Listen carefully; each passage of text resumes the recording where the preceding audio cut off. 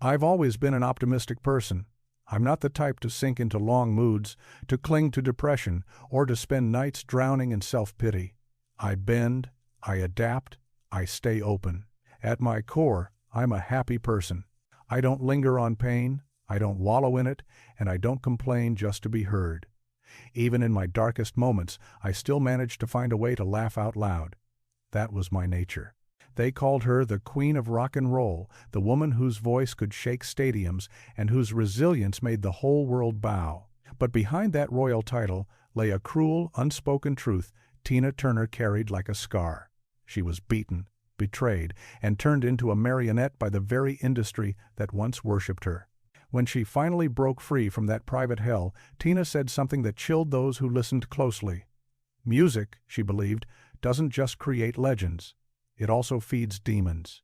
Before she passed away, she was said to have drawn up a list that had never been made public. 10 artists she believed embodied the darkest side of the business. 10 people who, in her memory, turned music into a weapon that crushed spirits and devoured souls. Who were they, really?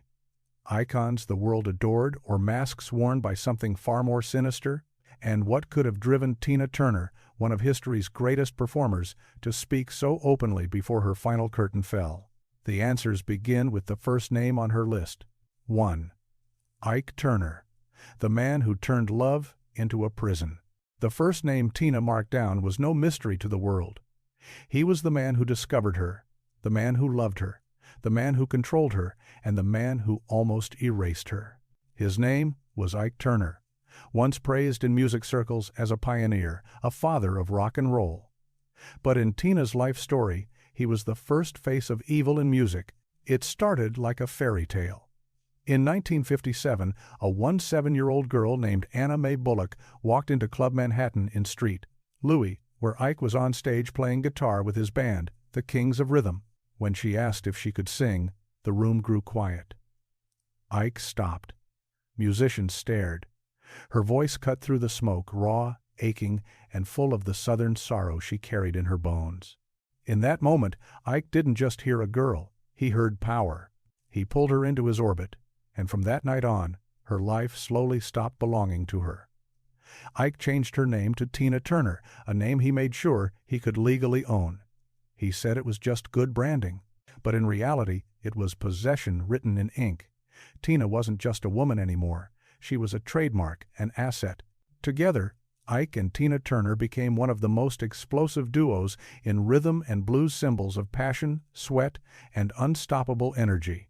They delivered classics like A Fool in Love, Proud Mary, and It's Gonna Work Out Fine, shaking stages across the country. The crowd saw only electricity and chemistry. But behind the curtain, the story was different. A relationship twisted by power, jealousy, and obsession.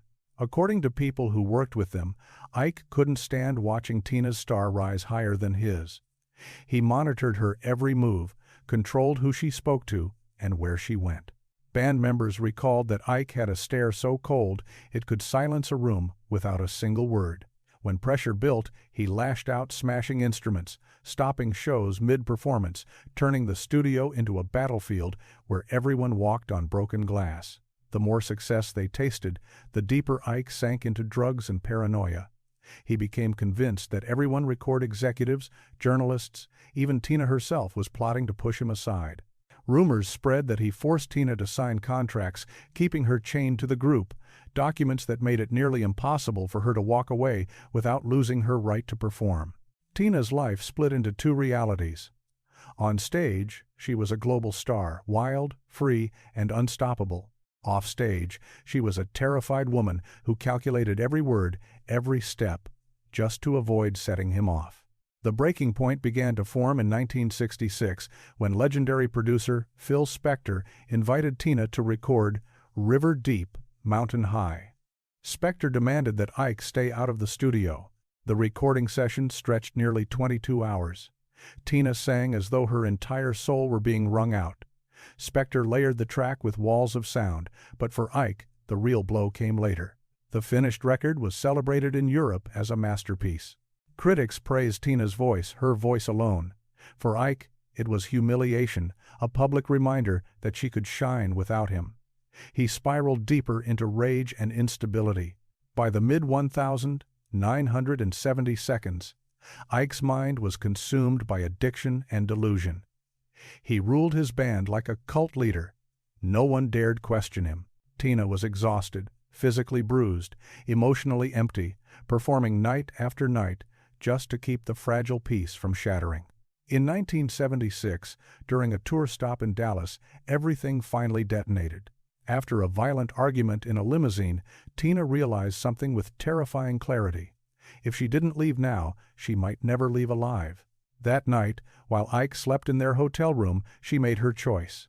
She slipped out with no cash, no luggage, only a gas card, and the courage she had left. She ran through the night, across a highway, into the fluorescent loneliness of a small roadside motel. She begged the owner for a room, promising she would pay him back. When the sun rose over Dallas, it didn't just mark a new day. It marked the end of Ike and Tina Turner as the world knew them. After Tina walked away, Ike's empire crumbled. He lost contracts, lost his band, and watched his reputation collapse under the weight of his own history. In 1986, Tina released her memoir, I, Tina, laying bare the years of violence and control. The world was stunned. Ike denied everything, but denial couldn't resurrect the life he had already burned down. In 2007, Ike Turner died at 76 from complications related to drugs. To the public, he was still often described as a musical genius, a man who helped shape an entire genre. But for Tina, he remained something else entirely, her deepest wound. The man who turned love into a prison, music into a source of terror, and who taught her a lesson she never forgot. In this industry, evil doesn't always come from strangers. Sometimes it comes from the person who swears they love you the most. 2. Phil Spector, the genius with a gun. The second name on Tina Turner's private list was not a lover, not a husband, but a man who showed her that genius and madness could live in the same body and sometimes share the same heartbeat. His name was Phil Spector, the legendary producer of the 1960 Seconds, who reshaped the sound of modern music with what the world called his wall of sound. But behind the awards and headlines, there was a mind consumed by control, obsession, and a quiet, calculated terror. From a young age, Spector was hailed as a sound magician. He crafted recordings that felt like explosions in small rooms, dense layers of instruments, and echo that hit like a controlled detonation. To outsiders, he was a visionary. But those who worked under him said he was something else entirely. He didn't just produce songs, he owned them. Every snare hit, every string line, every breath a singer took had to bend to his will. Anyone who resisted, it was said, quickly learned what it meant to regret it. In 1966, when Spector heard Tina Turner's voice on the radio, he reportedly said he had found the volcano he'd been searching for.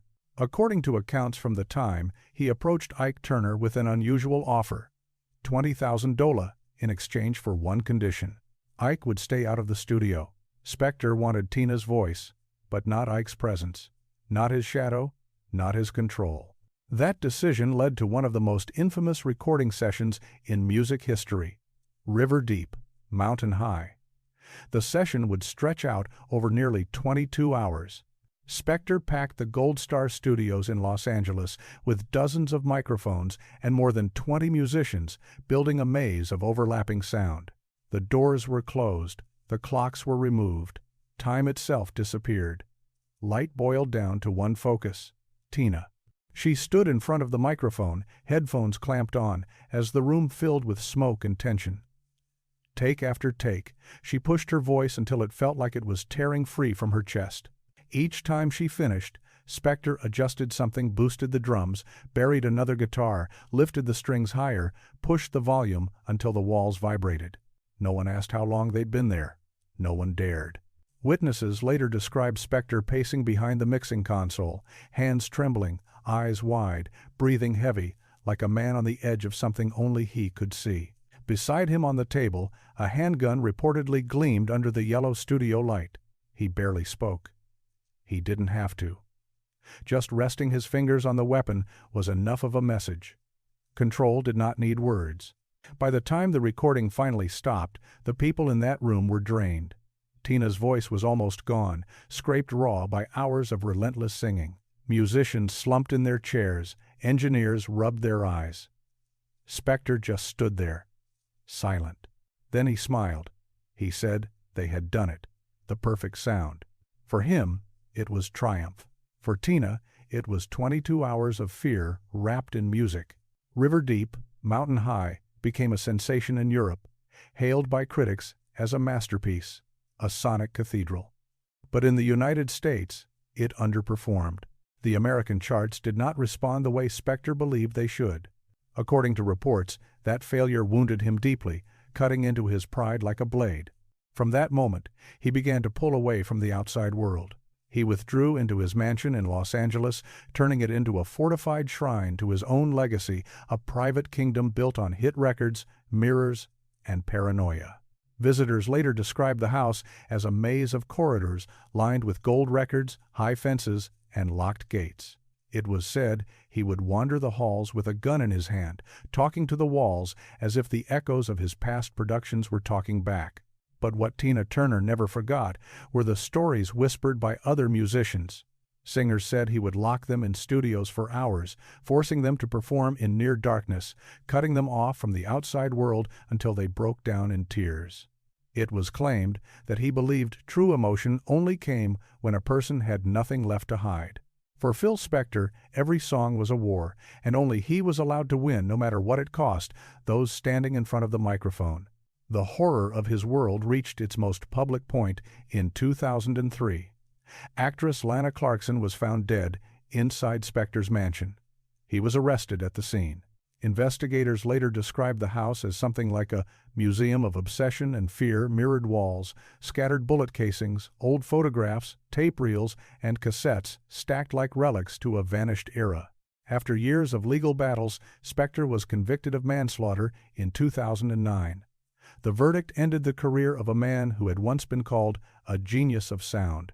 Behind bars, far from his studio and the echo chambers that made him famous, the legend simply faded into a grim reality. Phil Spector died in prison in 2021.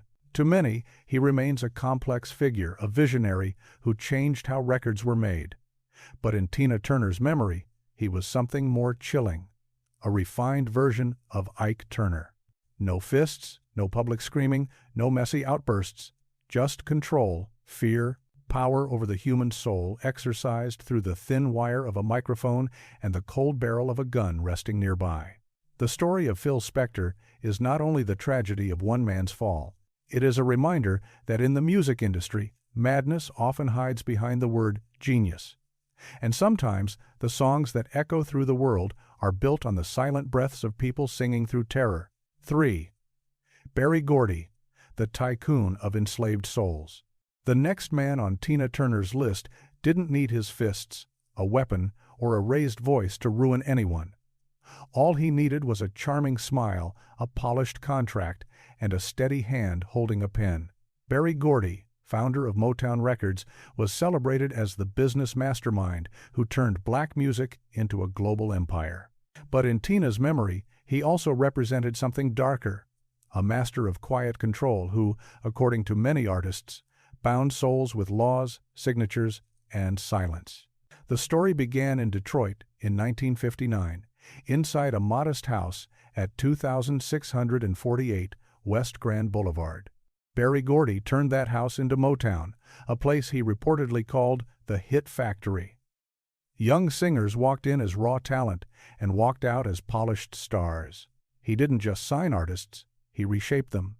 They were taught how to speak in interviews, how to smile on cue, how to walk, sit, and even how to hold a microphone. They weren't just musicians, they were products, refined and packaged for mass consumption.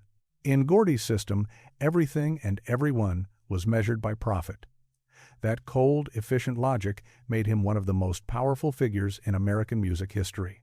But power, especially in an industry built on dreams, always casts long shadows.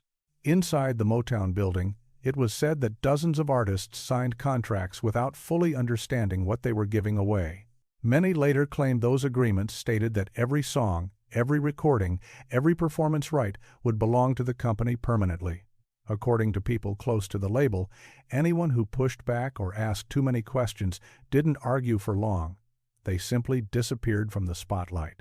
One of the first and most tragic examples often mentioned was Florence Ballard, the founding member of the Supremes. When she reportedly questioned missing money and unfair treatment, she was removed from the group in what felt like an instant. Her fame evaporated. Friends said she sank into alcohol and despair. She died in poverty at 32, while Diana Ross, Gordy's star protege and rumored lover, continued her rise to global superstardom. The connection between Berry Gordy and Diana Ross was an open secret in Detroit and later in Hollywood. As the Supremes reached their peak, Gordy allowed Ross to go solo under a multi-million-dollar deal.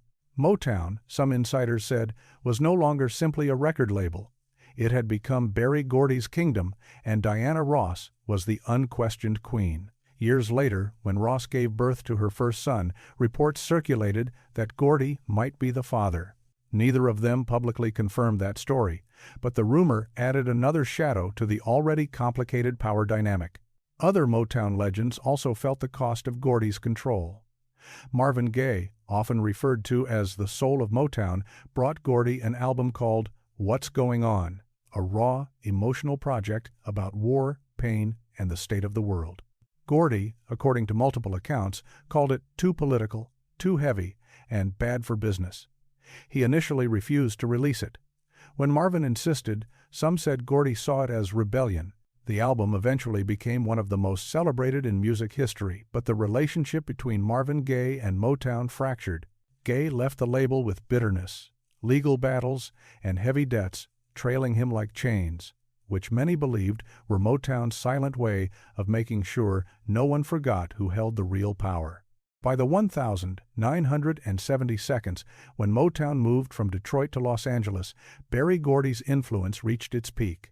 He expanded into film and television, shook hands with Hollywood's elite, and built an image of himself as the man who had brought black music into America's living rooms. While he mingled with new stars on the West Coast, many of the old Motown heroes faded into the background. Mary Wells, the voice behind My Guy, was said to have lost the rights to much of her work and the royalties that should have followed. David Ruffin of The Temptations was reportedly fired after demanding fair pay and proper credit. The same voices that built the Motown sound became ghosts in the very house they helped construct. In the early 1972, Berry Gordy crossed paths with Tina Turner at a fragile moment in her life. She had just left Ike, carrying scars the public couldn't see, and was searching for a way to rebuild. According to people close to her, Gordy offered Tina a management deal that sounded like salvation.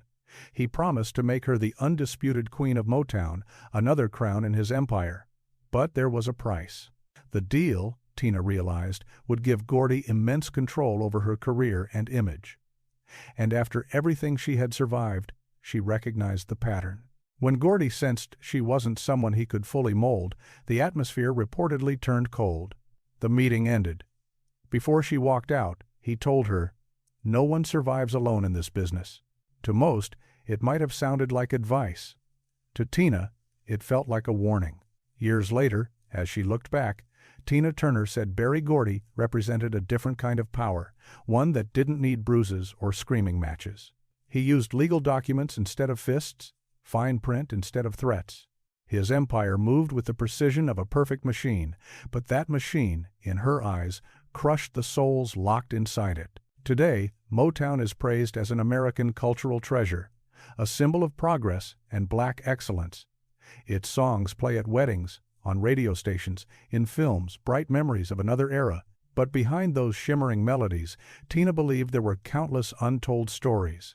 Contracts signed in confusion, careers quietly strangled, silent funerals, and artists who once burned bright before vanishing without explanation. Berry Gordy is honored in history books as the man who opened doors for black music, yet in Tina Turner's memory, he also stood as the cold face of a particular kind of evil, the man who could turn passion into pure profit, and living, breathing artists into souls forever bound to music they no longer truly owned. 4. James Brown, The king on stage, the devil backstage. Now we arrive at a legend before whom the world once bowed. James Brown, the godfather of soul, the man whose voice, grooves, and raw rhythm helped carve the shape of modern American music. Crowds saw a myth in motion, but Tina Turner once said that only the people standing behind the curtains ever truly knew who James Brown was. Because when the lights went out, the saint on stage became something else entirely. In 1968, Tina Turner and her band joined James Brown on tour, one of the biggest musical events of that era. On stage, he was pure voltage. Dressed in a blazing red suit, dripping sweat, sliding, spinning, dropping to his knees as if struck by lightning. The crowd screamed his name like a prayer. Every movement, every scream into the microphone felt like a man wrestling the music itself. But the moment he stepped off stage, the atmosphere shifted. The air grew heavy. The rules changed.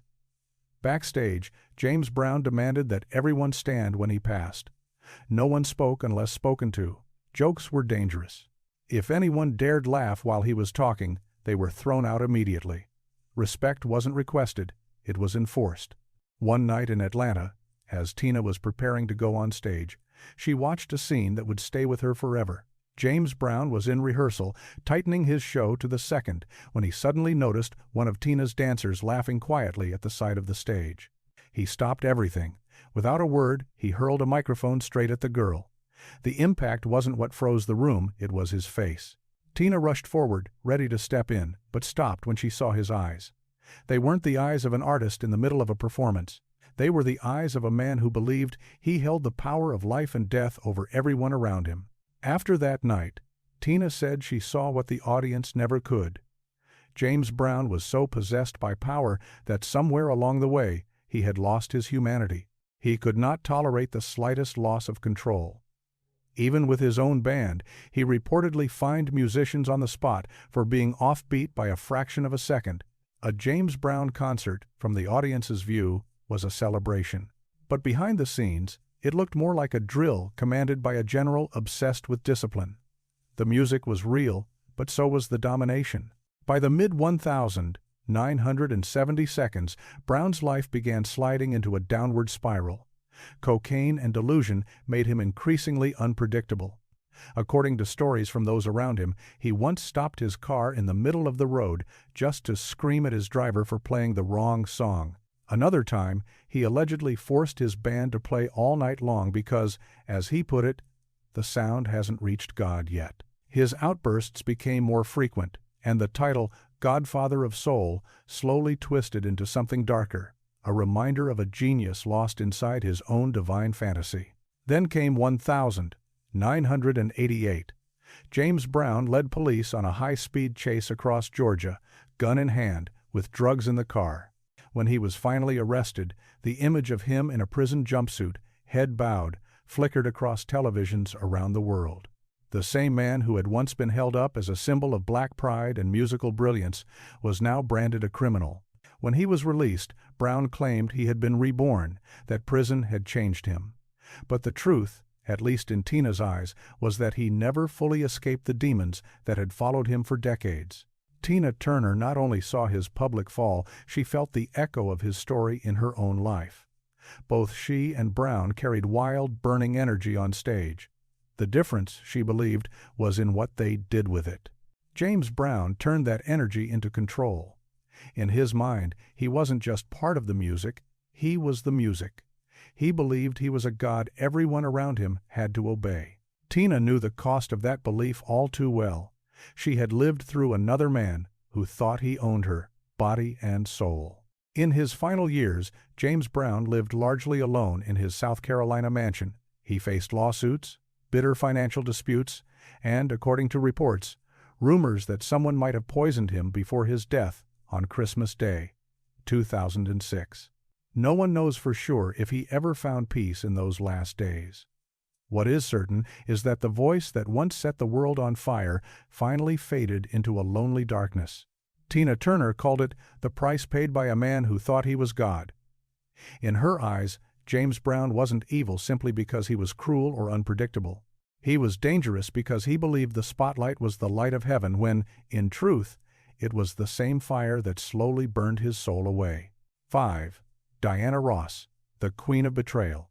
On Tina Turner's list, the person who cut her the deepest wasn't the man who beat her. It was the woman who once stood under the same lights, sharing the same crown, the same whispered title, Queen. That woman was Diana Ross, the polished face of Motown glamour, adored across America as the embodiment of beauty, elegance, and power. To the world, Diana Ross was perfection. To Tina, she came to represent a different kind of evil. One wrapped not in violence, but in ambition, applause, and a smile that never quite reached the eyes. Both women started from the same place. Poverty, struggle, and doors slammed shut because of the color of their skin. Both clawed their way up through hostile rooms and rigged systems. But when the spotlight finally opened for them, they chose different paths. Tina climbed through pain and relentless work. Ross, in Tina's eyes, climbed through calculation, timing, and proximity to power. Their paths collided in Hollywood, where Motown ruled the airwaves and Berry Gordy quietly reigned over the scene like a king without a visible crown. In the late 1960 seconds, during a glittering Motown gala, Tina, then at the height of her fame with Ike Turner, was invited to open the show. She set the stage on fire as always, leaving the crowd roaring. Then Diana Ross arrived. She swept into the venue in a shimmering silver gown, surrounded by assistants and handlers. When Tina finished her set, Ross stepped out, took the microphone straight from the host's hand, and congratulated her with two polite, sharp words, "Dear colleague." The audience applauded the moment as a gesture of sisterhood. But those standing close enough to see Ross's expression noticed something else. Her eyes were distant, cold, almost hollow. She gave the band a subtle signal. The music shifted. Without waiting for Tina's closing notes to fully fade, Ross began to sing over them. The room went momentarily stiff, caught between confusion and awe. Tina didn't need anyone to explain what had just happened. That wasn't generosity. It was a declaration, a quiet way of saying, there can only be one queen. After that night, Tina felt the doors begin to move behind her back. Gordy, it was said, quietly blocked her from any major show where Diana Ross was scheduled to appear. Television producers were told the two women were too similar in image. A polite and vague excuse that served one purpose, keep Ross alone at the top. While Tina exhausted herself on the road, trapped in a personal hell with Ike, Ross appeared on the covers of Time, Vogue, and other major magazines. Her solo career protected and powered by Gordy, Tina's former lover, and now Ross's strongest ally. When Tina finally escaped Ike and found herself in freefall, broke, traumatized, uncertain if she would ever return, Diana Ross was shining brighter than ever. In 1977, during a live broadcast in New York, the host casually mentioned Tina Turner's attempt at a comeback. Ross smiled, looked straight into the camera, and said softly, "Everyone has their time." The studio laughed. The line was light, almost harmless on the surface. But for Tina, watching that moment, it felt like a blade sliding between old wounds. It wasn't the humiliation that hurt the most. It was the realization. Ross didn't need to destroy anyone with threats or fists. All she had to do was stand in the center of the light and let others disappear into the shadows around her.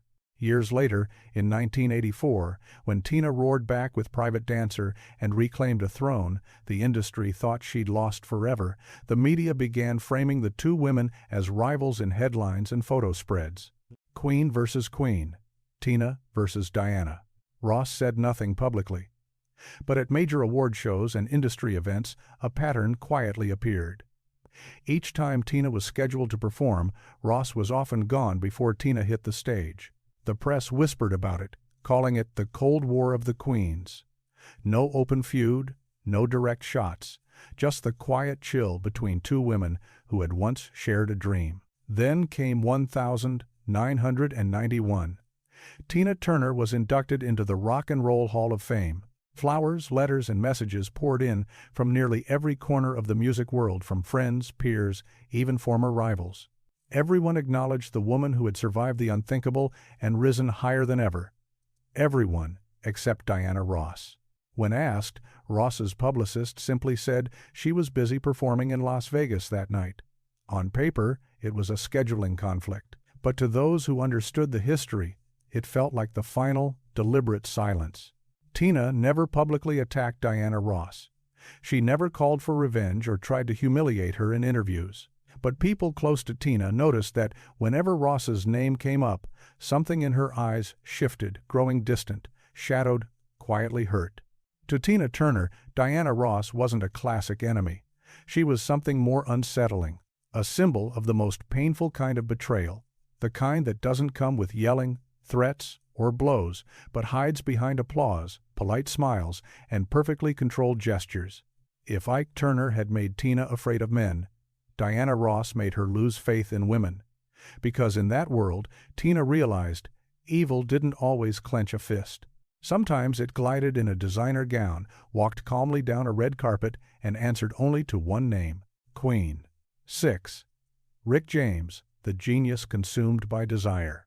Rick James was once hailed as the king of funk, a wild, dangerous symbol of the 1,980 seconds. To millions, he was an untamed icon, loud, colorful, and unstoppable. But to Tina Turner, he wasn't just another star. He was a living warning, a portrait of what happens when a brilliant soul burns for too long inside its own fire. Their paths crossed in 1981 at a Grammy afterparty in Los Angeles. The room was thick with smoke, perfume, and industry power players. Then Rick James walked in. He wore a red leather jacket that caught the light with every step, heavy gold chains stacked around his neck, and an attitude that hit the room before he did. People didn't simply look at him, they moved out of his way. He wasn't charming in the usual sense. He was something else, magnetic, volatile, with an energy that felt like a live wire. Tina later said his eyes seemed darker than the room itself, like he was standing half in the party and half in some other more dangerous place. At that time, Rick James was at the top of his world. Super Freak was everywhere, booming from car stereos, clubs, and the new glowing screens of MTV. Music magazines called him the last untamed flame of funk, a rebel who refused to be polished or controlled. But behind those images, the reality was harsher. According to journalists and visitors, his Hollywood Hills mansion didn't feel like a home. It felt like a place where time had been erased. Curtains stayed closed, neon lights glowed at all hours. Music throbbed through the walls without stopping. Guests drifted in and out, rarely sober, their days and nights swallowed by cocaine, alcohol, and chaos. By the mid-1980 seconds, the empire he had built on hit records and pure attitude was beginning to crack. Collaborators left, his record label distanced itself. Instead of slowing down, Rick James dove deeper into the spiral. He was arrested multiple times over violent outbursts, damaged hotel rooms, fights that exploded without warning. Newspapers began calling him one of the most lost souls in American music. The man who once seemed in control of the storm now looked like he was trapped inside it. Then came 1991, the scandal that would define his downfall.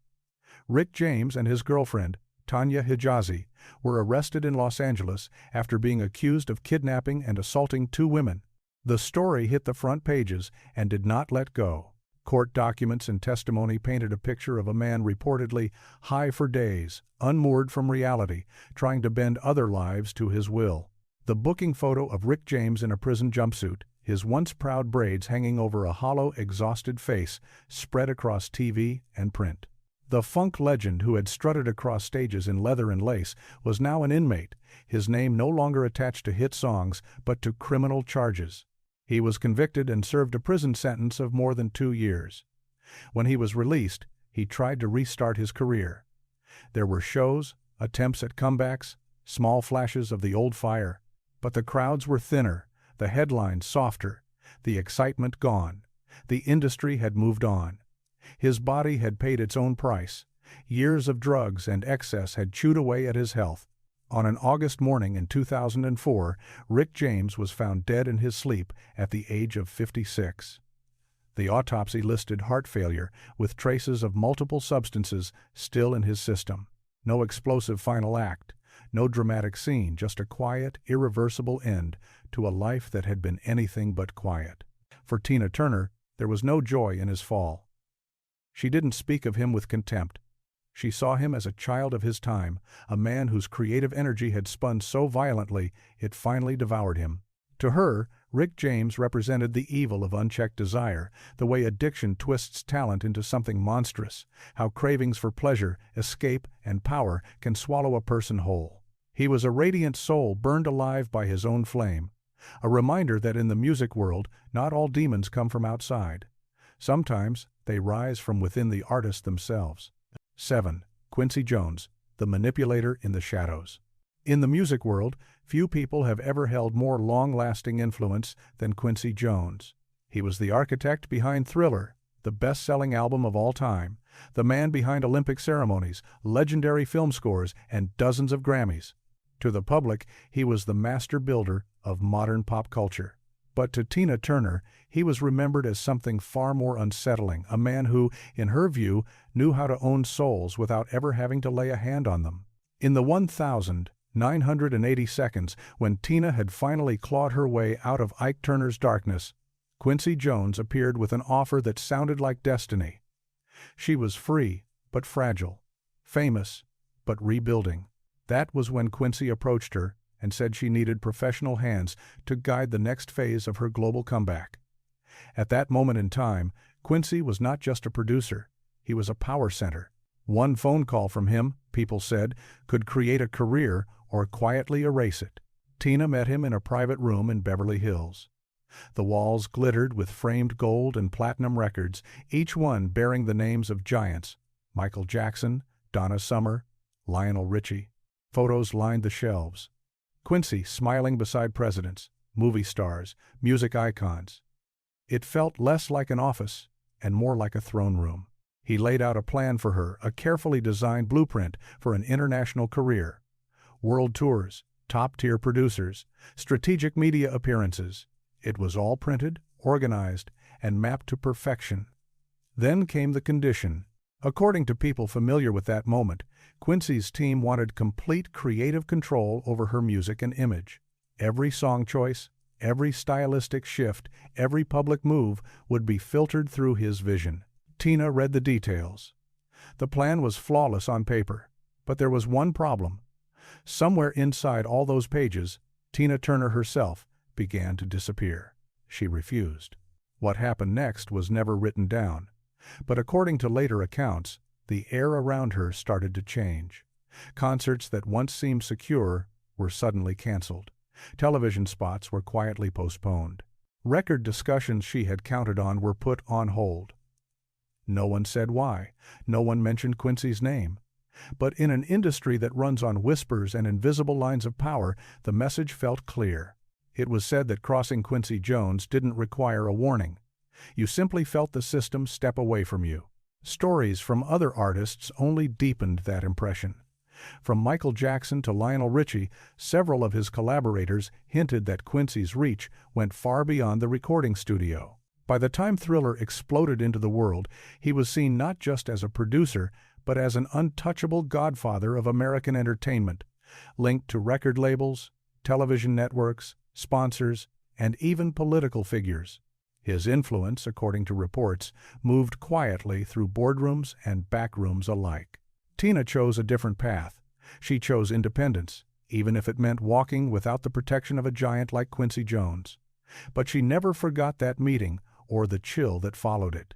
She would later say that Quincy didn't need to shout, threaten, or show anger. He ruled with intellect, charm, and the comforting illusion of safety he offered to those who stepped under his wing. Artists believed they were being guided, protected, elevated. Only later, some claimed, did they realize they had simply become pieces on a board he controlled from a distance. To the rest of the world, Quincy Jones remains a legend, a genius whose fingerprints are on some of the greatest works in modern music. But in Tina Turner's memory, he took on a different shape, the man in the shadows. A kind of power you never actually see, but always feel. No open threats, no scandals, no visible harm, just a smile, a handshake, and then the quiet sensation that the entire system is rearranging itself around him. On Tina's list, Quincy was not painted as the loudest or the cruelest. He did not appear as the one who screamed, hit, or publicly melted down, but he was the one, she believed, who frightened her the most. Because through him, she saw a truth far colder than violence. In the world of music, evil doesn't always come wrapped in rage. Sometimes it comes dressed in intelligence, strategy, and a calm, steady confidence. The kind that convinces people they are acting on their own, even as invisible hands guide every step they take. 8. David Bowie, the man who danced with darkness. There was one artist who unnerved Tina Turner not with rage or violence, but with something colder, a quiet, otherworldly chill that followed him into every room. That artist was David Bowie. He didn't hit, he didn't shout, he didn't control with contracts or fists. He bent reality with presence alone, manipulating the world with a charm that felt almost supernatural. When they worked together on Tonight in 1985, Tina had only recently escaped the years of torment with Ike. She walked into that collaboration believing she was standing beside a friend, a brilliant mind, a fellow survivor of the industry. But the closer she stood to Bowie, the more the temperature seemed to drop. His mismatched eyes, one blue, one gray, looked striking on stage, but up close, Tina felt there was something unsettling behind them. He spoke little, watched long, and moved with a slow, deliberate grace, as if he'd stepped out of a dream no one else could see. Standing near him, she sometimes felt less like she was talking to another musician, and more like she was in the presence of something she couldn't quite name. By that time, the music world was already thick with rumors about Bowie. Some people claimed he believed he was haunted by demons. It was said that he scattered salt around his pool to keep them away and held midnight rituals with candles and tapes played backward. One studio engineer later alleged that he had walked in on Bowie standing in a trance, drawing Kabbalistic symbols on the wall and singing in a low voice, like he was summoning something only he could hear. According to those stories, art was never just art for him. It was a doorway.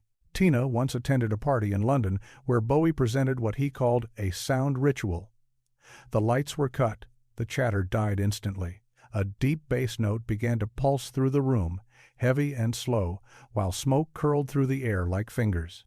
Bowie stood at the center, eyes closed, moving with a strange, deliberate slowness, his body swaying as if controlled by an unseen hand. When the sound stopped, the smoke thinned. Bowie opened his eyes and smiled softly. No one applauded. No one knew if they had just seen a performance, a joke, or something else entirely. Tina said she felt a shiver run up her spine, like she had just watched a soul step out of its own body and then force itself back in.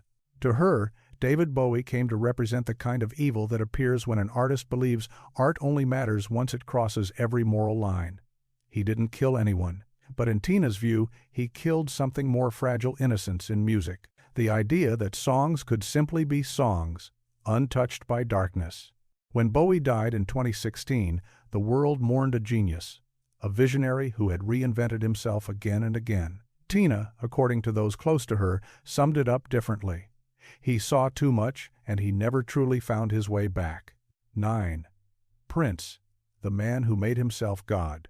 If David Bowie flirted with darkness, Prince lived inside it.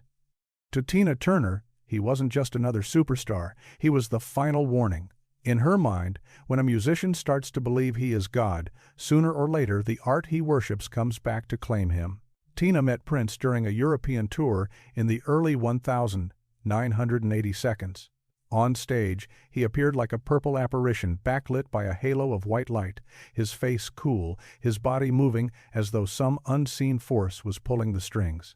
The guitar screamed, the crowd lost control, and he moved through it all like he had created the world and was simply checking on his work. When the concert ended, the lights came up. People turned to each other, breathless, trying to process what they had just witnessed. But Prince himself was already gone. No goodbyes, no lingering, just disappearance like a phantom slipping back into his own dimension. Paisley Park, his legendary compound, was the heart of that dimension. To outsiders, it was a studio, a mansion, a creative sanctuary. To those who had been inside, it felt more like a private universe that existed under one man's absolute will. Doors stayed locked, curtains remained drawn, schedules shifted according to his impulses, not the clock on the wall. Prince wrote, recorded, and produced much of his music alone. Anyone hired to work near him understood the unspoken rule: perfection or exile. It was said that a single missed note could get you fired on the spot. A former assistant once claimed that Prince didn't need anyone but himself and the echo of his own voice bouncing off the studio walls. Over the years, he discovered and shaped several young women into stars: Vanity, Apollonia, Kat, Sheila E., Carmen Electra. Each story started like a miracle, the kind aspiring artists dream of. And each one, in its own way, ended like a nightmare. Vanity, his first great muse and lover, was given everything by him: a name, a band, a look, a persona, even a way to smile for the cameras. But when she demanded her own freedom, it was reported that Prince cut her off completely. He reclaimed songs, distanced himself from her career, and let her fall out of his orbit. She slipped into addiction, lost her footing, and died in 2016, just months before he did. Apollonia, star of Purple Rain, later said Prince tried to control every breath she took. According to her, he forbade her from dating, from opening up to the press, from making important choices without his approval. When the film ended and the premiere lights went down, Prince didn't argue or fight. He simply walked away from her life. Sheila E., the brilliant drummer who many believed was his musical equal, revealed later that Prince wanted to own me like a song. It was said he dictated her lyrics, her sound, and even her wardrobe. When she finally signed a solo deal on her own terms, he didn't confront her. He just vanished from her world. But power at that level came at a cost. Years of high-heeled performances and intense shows left Prince with excruciating hip pain. To endure it, he relied on painkillers. Over time, he became dependent on them. According to investigators and medical reports, he used aliases to fill prescriptions. The more his body hurt, the more pills he took. The more he took, the more he pushed himself to keep performing as if nothing was wrong. On the 21st of April 2016, Prince was found unconscious in an elevator at Paisley Park. Efforts to revive him failed. The autopsy later revealed fentanyl, a powerful painkiller far stronger than morphine, in his system. He died alone in a locked mansion, surrounded by thousands of unreleased recordings,